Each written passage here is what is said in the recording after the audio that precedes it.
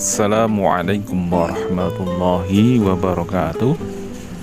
Alhamdulillahi rabbil alamin, wassalatu wassalamu ala asrafil mursalin wa ala alihi wa sahbihi ajma'in, amma ba'du. Bertemu kembali dengan Menembus Misteri. Mudah-mudahan hari Anda selalu dalam keberkahan, keberkahan sehat jasmani dan rohani.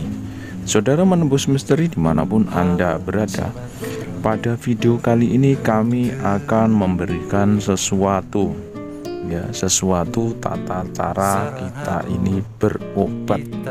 Tata cara kita ini berobat kepada dokter, tabib, praktisi, paranormal, mbah dukun, atau apapun yang disebut itu.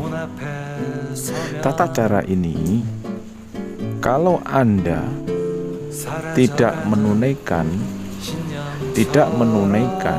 ini kurang pas atau kurang daripada kesembuhan itu. Contoh, kalau Anda pergi ke dokter,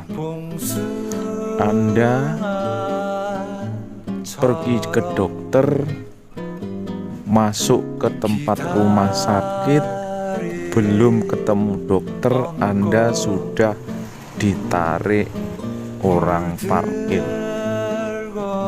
Ya, 2.000 atau 3.000 atau 1.000. Sesudah masuk ke ruangan rumah sakit, Anda sebelum berjumpa dengan dokter, Anda disuruh ngantri.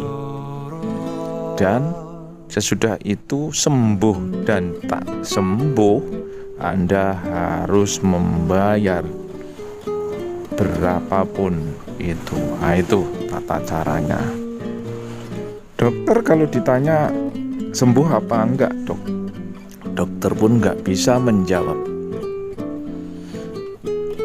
Dokter pun tidak bisa menjawab. Cuma mudah-mudahan insya Allah sembuh. Nah, itu kalau kita pergi ke dokter, berapapun Anda akan membayarnya. Nah, apa hubungannya kita berobat dengan seorang peruqyah, seorang mbah dukun urut atau apa? Banyak sekali masalah apabila kita ini datang ke tempat orang, istilahnya ustadz atau mbah dukun, minta air, minta apa, ini tidak memberikan sedekah. Sebab sedekah ini untuk dirinya sendiri. Nah, niatkan sedekah atau mahar bisa. Ya. Kalau kita ke tempat peruqyah atau apa, itu tidak dibagi nominalnya, tidak dibagi nominalnya. Inilah sebetulnya yang membatasi kenapa masalah Anda, misalnya punya masalah keluarga, punya masalah sakit kepada keluarga, masalah diri sendiri ada masalah, Anda tidak membayar mahar di situ. Saya pastikan kalau masalah Anda ini tidak kunjung selesai, Anda tidak membayar mahar itu. Ya, itu banyak sekali case itu. Karena apa? Seorang praktisi, seorang tabib, seorang peruqyah, nggak ada di situ tertulis. Ya, kita kembali kepada diri kita, ya. Jangan salahkan peruqyahnya, jangan salahkan tabibnya, kembali kepada diri kita, jangan salahkan mbah dukunnya. Kembali kepada diri kita kalau Anda tidak membayar mahar itu tersebut. Ya. Satu, Anda tidak menghormati diri sendiri karena sudah minta tolong didoakan. Seorang dengan orang tersebut. Dengan kadang pun dia berpuasa, kadang pun dia melek, kadang pun itu segala macam yang dilakukan. Anda tidak menghormati diri Anda sendiri. Ya, Anda tidak menghormati diri Anda sendiri dan tidak menghormati orang lain, orang yang Anda datangi atau peruqyah atau tabib atau apa. Itu sebetulnya ini mahar ini kalau kita minta tolong kepada tabib, kita minta tolong kepada ulama, ustadz, kiai. Kalau orang ustadz kecil, ini banyak sekali kes-kes si yang punya masalah ini tidak memberikan mahar. Ya, banyak sekali. Kalau kita menulis kalau kita menginginkan suatu kesembuhan, kita kembali kepada agama kita. Kalau kita Islam, kita niatkan sedekah, itu saja. Kalau misalnya Anda ini berat memberikan mahar, kalau dikatakan mahar itu berat, kita sedekah kepada dia. Karena satu kalimat, satu ayat yang dia baca itu dibandingkan dengan harta kamu, harta itu nggak ada bandingnya. Kita pergi ke tempat itu dengan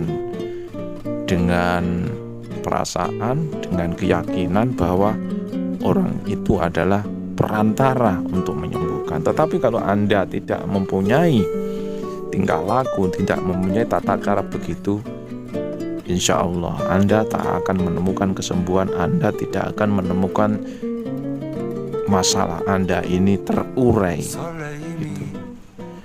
Kita kembali ke agama kita. Sedekah itu akan melepaskan segala penyakit dan masalah. Kalau Anda pergi ke contoh, Anda pergi ke ustadz yang kecil, ustadz desa, ustadz dukun desa, jangan sekali-kali Anda meremehkan.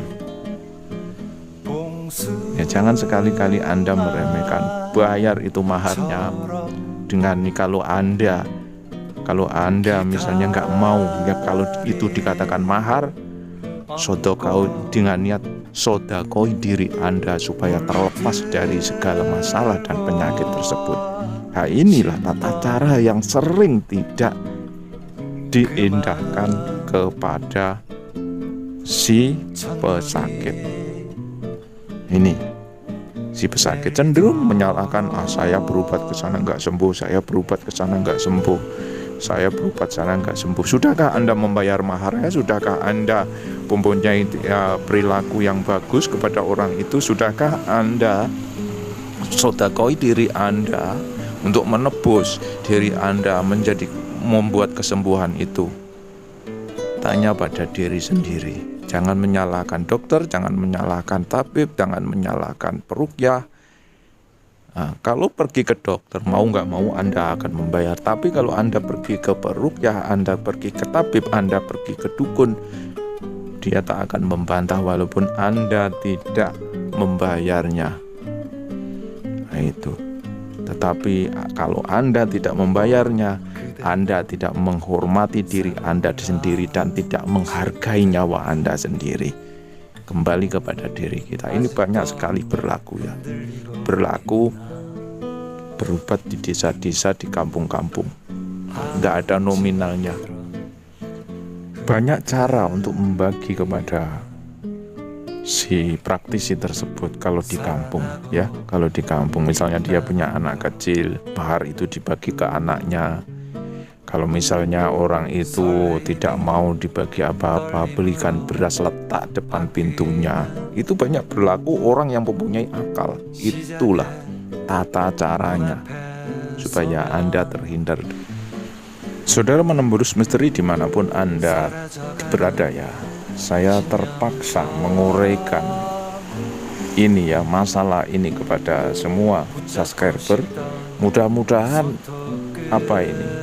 edukasi juga boleh, sharing juga boleh. Ini sampai tertular ke semua orang ya. Itu ke semua orang ya. Jadi tata caranya peruqyah juga ada, tata caranya orang yang sakit itu juga ada. Itulah gunanya. Saudara menembus misteri dimanapun Anda berada, dari kami apabila ada kesalahan, kami mengatakan sesuatu, minta maaf yang sebesar-besarnya. Wabillahi taufik wal hidayah. Wassalamualaikum warahmatullahi wabarakatuh.